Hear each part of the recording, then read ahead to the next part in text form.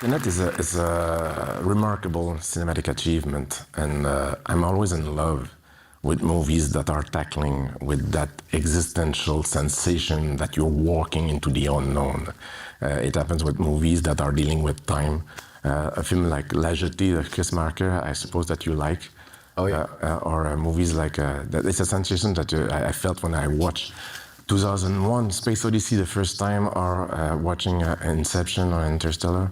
It requires a lot of discipline and a lot of mastery to be able to achieve that. And I'm curious about, for Tenet, if you could share with us where the idea come from. What is the birth of the idea of this mad idea of the inverted entropy? I think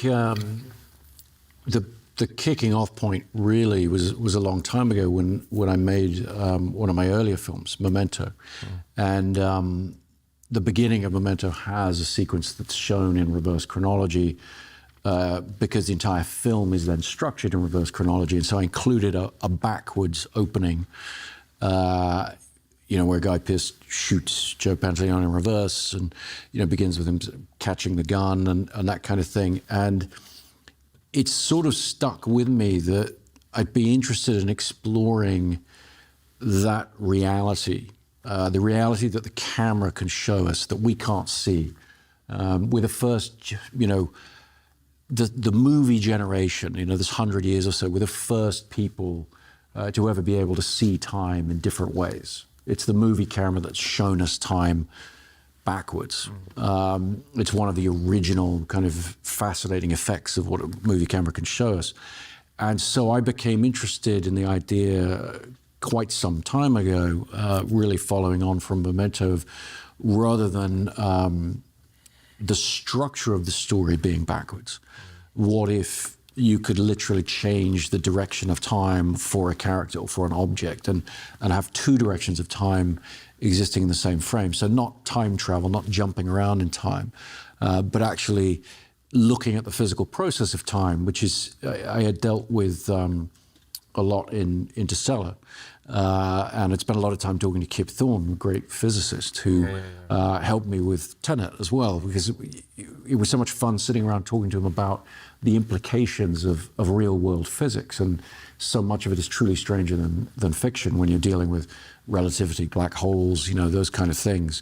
And we'd explored that so much and enjoyed exploring that together in Interstellar. As I got into Tenet, I called him and I started talking about this notion of if you could invert the entropy of an object or a person. And some interesting things immediately came out of it, like the idea that you wouldn't be able to breathe air because it wouldn't pass across the membranes in the same way. Or eat a chicken, for instance. What happened if you eat a chicken? Exactly. There's a lot of what ifs that the film is designed to inspire. Yeah. But it's this. So the idea of to approach time with entropy came from you and not Kip. It did. I'd always been fascinated by the notion that all the laws of physics are reversible. They're all symmetrical in time, in terms of time, and so there's no reason that the entire universe can't run backwards, except for one law, and that's entropy. And there's, I suppose you'd call it a conflict or a disagreement amongst physicists as to whether that's cause or effect, whether entropy is the sign of the arrow of time or whether it's the cause of it. For the purposes of our film, we view it as the cause of it. So we postulate, okay, what if there were a machine that could, flip that? And then the idea to merge that with a spy movie came spontaneously, or you leave that idea is leaving this on the idea of time travel lives by itself for a while, or? I think for me it was always fused with at least a thriller scenario. I mean, coming from this idea of Guy Pearce in Memento shooting somebody backwards, the kind of kinetics involved in action cinema, thrillers.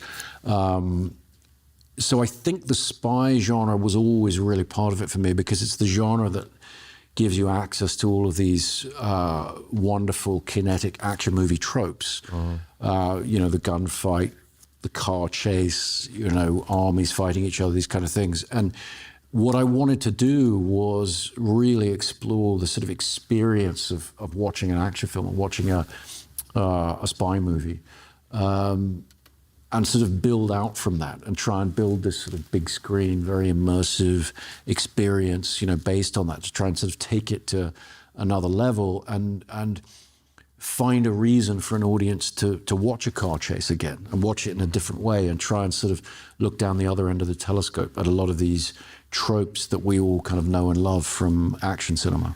Yeah, and more specifically from James Bond, because I felt that you were playing with the Bond is almost a genre in itself. And you have like some, each of James Bond, you have like the exotics place, you have the Bond girl, you have like the villain with that has always like, and I felt that you were playing with those codes and something, having fun and in a subversive way. Yeah, I've always been a huge fan of the Bond films, as anyone who's seen any of my movies would know, but especially this one, or Inception as well, I suppose. I think there's also a lot of the Le Carré approach to espionage, and I think partly that's because with a Bond film, we have James Bond at the center. Nobody worries too much about the reality of the spy world that they're in. But when you have an anonymous figure at the center, of the protagonist, John David Washington's character, I wanted to take on some of that complexity, some of that sort of jargon-based, sort of more John le Carré, bit more sort of real-world spycraft feeling about the character and the way he interacts. I heard that Spielberg created Indiana Jones in reaction that he was not allowed to direct a Bond movie. Did you direct your own Bond movie doing Tenet? I think I did, yeah, and I think I really got to. Here we go. I got to have a lot of fun with it. Certainly with Inception, you look at the end of Inception with the sort of ski chase and the big fortress in the snow. That was very much a sort of homage to On Her Majesty's Secret Service, which is my favorite of the Bonds, I think. But I think with this, yeah, I just went into that mythology fully because what I was sort of trying to do was create a stylized science fiction experience on top of that. And so you're trying to use, the same way Memento tried to use the familiarity of the tropes of the film noir, Tenet is an attempt to use the audience's familiarity with the spy movie genre, the Bond movie, to be able to take it someplace a little crazier, someplace a little different, and have us experience it in a different way. There's something about there's a lot of spectacular scenes in Tenet, but one of them that really absolutely blew my mind was this close combat between the protagonist and himself, and it's probably, I don't say that to please you, but it's probably one of the most exciting combat sequences in film history. Seriously, it's mind blowing what you were able to achieve on camera, and I would love if you could explain to us a little bit how did you achieve having both actors fighting in different time direction. It was not so much my achievement as my challenge to an incredible crew: George Cottle, stunt coordinator; Jackson Spadell, fight coordinator; and then John David Washington, who was in the NFL, is an incredible athlete, and had such dedication to learning this very long fight from both sides. So he had two versions of the fight to learn, protagonist, antagonist, and then he had to learn it backwards for both parts as well. And we shot it day one. We started with it. And, I just wanted, because I sort of felt like sometimes it's good to start with the hardest stuff, because we knew there were so many mind-bending things to work out later in the film. I felt like if every department, if stunts and wardrobe and production designers, camera, if everybody could come together and figure out how to do that, we'd be in better shape for when we got to the middle of Tallinn and shut the whole city down and did a massive car chase. We really had to know what we were doing by then. And so it was this approach to shooting everything in camera. There are no, visual effects in those fights, and it's all incredible performance and knowing the fight four different ways, and being able to switch with it. And then Hoyte shooting on IMAX handheld. according to a rule set that I put in place that basically said we weren't ever going to reverse the footage. So we weren't ever going to use something from that we'd shot for the first fight sequence when we see it for the second. Each piece of film is unique, and so everything is changed slightly in order to give you a different perspective on things. And so, I mean, the most obvious example for people who've seen the film more than once may have noticed is the tint, on the mask that John David's wearing. It's completely dark the first time you're seeing that antagonist. The second time you see it, it's a lighter tint so that you can see his eyes through it, because we're seeing it from his perspective. So the camera's closer to him, we're seeing his expressions and doing that. Similarly with the sound, we're using his sound as foreground. So first as the suited protagonist without the mask, and then the second time we see it, we're favoring the sound of the guy behind the mask whose eyes we can now see a bit. But the camera angles are different and the axis is different. But it meant that one actor was doing the choreography backwards and the other one was doing, and it's just like, I'm trying to explain it to myself, Chris, and I failed. All night, I thought about it last night. Okay. There's one had to do it forward. So John David had to do it forwards. He then had to get changed, different costume, and do it backwards. And needed to know, sorry, I misspoke. There was no wardrobe change. He'd do it backwards in the same wardrobe, although we had a different tie, so it was stiffer, so it wouldn't move the same way, and that kind of thing. And then he would have to go get changed into the SWAT outfit, do the entire fight forwards, then do the entire fight backwards in that wardrobe. And then we took everybody to Estonia, to Tallinn, and we shut down a freeway across the city, and we had to do that. The stunt guys had to do that with cars. They had to do it with driving, and literally do a chase forwards with regular vehicles, forwards and with vehicles that would drive backwards at speed, and then the other way around. And so everything was sort of shot 4 different ways. And they did just an incredible job putting together all these rigs to be able to do that. It's remarkable. I've seen the movie many times, and I love movies that are like enigmas. Movies that the more you revisit them, you see new things every time, but you have to watch them a couple of times, and Tenet is definitely one of those.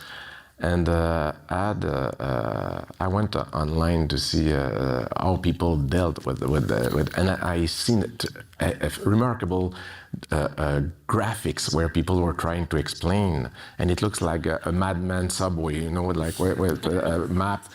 And it even then, when you look at it visually, it's pretty impressive. It's still difficult to understand.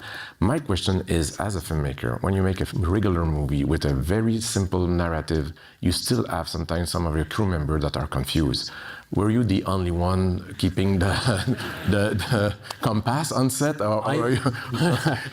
I've done films where I'm in that role of the only person. I think with a lot of Inception, sometimes I was the person with a handle on it.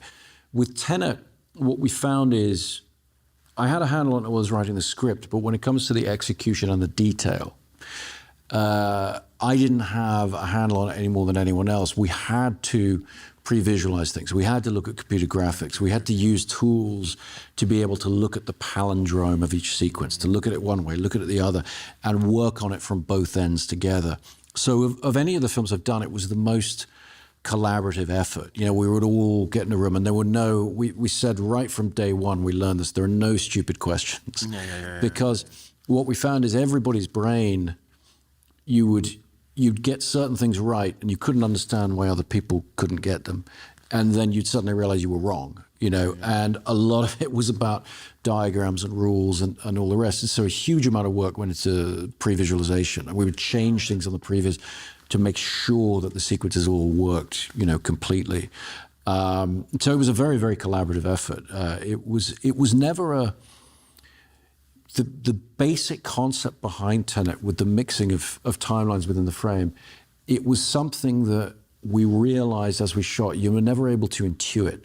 It's something you have to experience. Mm-hmm. So you could describe, and even in the edit suite, I was working with Jen Lame, and I would try and explain something to her, but ultimately you had to sort of put it together and then talk about it, look at it, and then look at it different directions and talk about it. And that's what I kind of loved about the concept. It's purely a cinematic concept. Absolutely. You have to sit in a movie theater and watch it and let it wash over you and sort of experience it. It's not something you can intellectualize. Yeah, I understand. I would love if you were talking a bit about IMAX earlier, and to talk about what is the percentage of IMAX in the movie exactly. Gosh, I know, but I don't now want to you're put you in a, asking, no, yeah. no, it's been a few years, so, but it's there's, let's say it's not the whole movie. No. And I was wondering, what is your decision? Is it driven by sound? For me, a lot of the time it's driven by sound because IMAX film cameras are very noisy. They're huge and cumbersome and very noisy. And so you have to make decisions about whether you want to post-synchronize the sound or whether you want to be able to record and use the real performances, which I always prefer. So the film is a mix of 65 millimeter 5-perf, which you can, Panavision has a quiet camera for that. And that's the letterbox format. And then it expands to the 15-perf 70mm, usually for the action sequences. And what we found over the years is there are different cut points you can mix. You can put that cut point in a different place to either make the screen feel like it's suddenly expanding, or you can disguise the cuts. I mean, in the final sequence when the protagonist is in the back of the car, all the shots inside the car are letterbox and the ones outside aren't. And it plays because of the low ceiling and the dark ceiling of the car. So it's something that we first started to play with in The Dark Knight. Yeah, absolutely. We've been messing around with it ever since in different ways. Yeah, because it creates it's a new way to install use a new way of a new editing tool in some ways to create impact. And as you rightly said, to tell you the truth, I remember studying The Dark Knight and Interstellar the first time for part one when I had to for the first time shoot in 1:4:3, trying to make my own decisions about how I will approach it. Part one of Dune. Dune. Which reminds me, so the 5-minute piece you saw at the front, which is from Dune 2, I just want to turn the tables, because we're running out of time, and ask you a few questions about Dune 2. But I was fine talking about I know. And I know spoilers and all the rest, there's not much that you could say about it at this point. But I've seen it, so I can say whatever I feel like about it, being respectful of spoilers. But watching the piece into this format, I was frankly just thrilled how amazing the translation is to this format for the film. I think it's an incredibly exciting way for people to see it. And what I was really struck by was the sense of immersion in that world. There's a little bit of, we talked about a little bit of grit to it. There's a little bit of the emotion of that. You feel, watching that scene where, Tim is reunited and reveals himself. It's thrilling and very emotional, as it is in the finished film. I just wanted to ask you, looking at the minds, the detail of that world and how it works, where has that all come from? Because without saying too much about the finished film, it's a film that has so many unique images, so many things you've never seen before in this movie, time after time. And I was so struck by the detail of everything, those minds coming out of the sand and things like that. And they're not all from the book. I mean, where is that coming from with your team? How are you putting those details together? Frankly, it's like things that I spent a lot of time in the screenplay. I wrote with John Spade, but I spent a lot of time myself alone. And through the years, there's ideas that I accumulated that I wanted to insert in this film. And then it's really, it was all inspired by Frank Herbert, the book. But it's true that I had to come up with ideas to bring the words in a more cinematic way. And it's just like a lot of things are coming out of the storyboard process as well, where I have to translate a scene and to find the most economic and the most expressive way to bring ideas to the screen, where it's almost like an extension of my brain, where I can, in a very intimate moment, dream. That's where a lot of ideas are coming from, visual ideas are coming from. Are you a good drawer? Are you? No, not particularly. And I don't actually storyboard that much. I've done certain sequences. I mean, it's fascinating to hear that you creatively started with storyboarding before you ever got a camera. Yeah. And the thing is that I feel still today, once the screenplay is done, I will storyboard most of the movie, if not the entire movie, and it's a new way to rewrite and to approach, bring the words closer to the camera. And I then, once the storyboard I finish, I rewrite the screenplay again from the storyboards, because there's a lot of changes that will be found through the storyboards, and it's a way also for me to find the alphabet and the vocabulary that would be used, the cinematic alphabet of the film, the rhythm, everything is in the boards. And is that before you have the whole team on? Or? Absolutely. Right. I do it by myself, and it's a way to dream about the movie in the most intimate way. It's one of my favorite moments of the film process. Yeah. Now, there's a rule on my set, is that the storyboard precedes the screenplay, and nature precedes the storyboard. So, which means that most of the time I throw the storyboard out and then we improvise with the camera. But it secures me to find the movie with the boards. I think it's almost a different way to write, to go deeper into the screenwriting process, more specifically for the cinematic sequences. Yeah.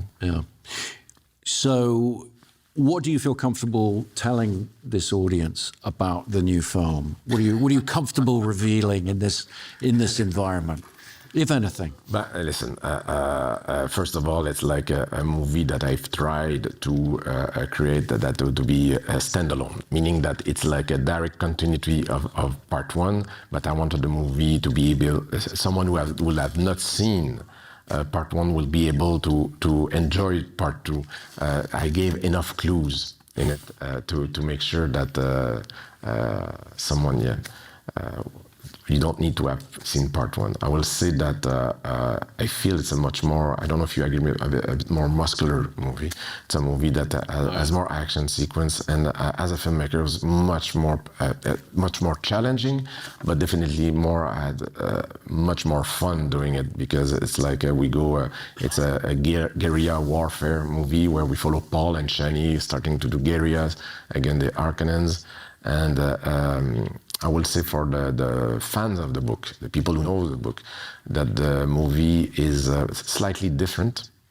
I can say that. When Frank Herbert wrote the first book, he was a bit disappointed how people perceived the book, because for him, Paul was not a hero.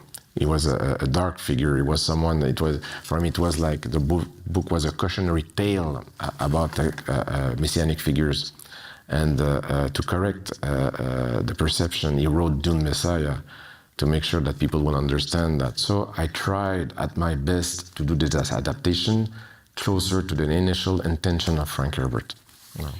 Well, and I won't necessarily ask you your exact point of reference, but for me, I don't think it's too much to say that, if Dune Part 1 was Star Wars, this to me was very much The Empire Strikes Back, which is my favorite of the Star Wars films. And I just think it's an incredibly exciting expansion of all the things you introduced in the first one. I have to say to you, Chris, that is a massive compliment. And I'm pleased to know that you love The Empire Strikes Back as well. That's nice. That's nice to know. I do indeed. And I think that your sequel reminded me of it in all the right ways, whilst being completely different from it. So I think it's an extraordinary piece of work, and I think people are going to be amazingly excited to see it. And they'll be able to see it on IMAX film. So our Tenet re-release is the 23rd, and then Dune 2 will be on the same screen, also 70mm film print, and it's a wonderful translation. I think the format looks incredible there. So I need to say that I was able to bring Dune Part 2. I shot it for IMAX, but I was able to do a translation we were able to do film prints because of you, because of the success of Oppenheimer. And that I'm so grateful again, Chris Nolan. I cannot say thank you enough for what you're doing for cinema. Thank you. Yeah, and on that note, I know it's late, so we should wrap it up. But I actually just wanted to very quickly acknowledge someone who's in the credits of Tenet, who worked at Warner Brothers for many years, called Scott Knoll, who was one of the best projectionists at Warner's, who passed away just last week. And it just makes me feel better to say his name to people and acknowledge all the great work he did for me over the years, but also keeping film alive, having these kind of screenings, what we're going to get to do with Tenet, what we did with Oppenheimer this summer, and what you're going to get with Dune 2, what you're going to get to do, totally dependent on the guys in the booth, these incredible projectionists who work so hard for us. So I just want to take a minute to acknowledge them and thank them for everything they've done for us. And I want to thank you, Denis, for being here this evening. Thanks telling us a little bit about you. Yeah. Thanks, Chris. Thank you. Thank you.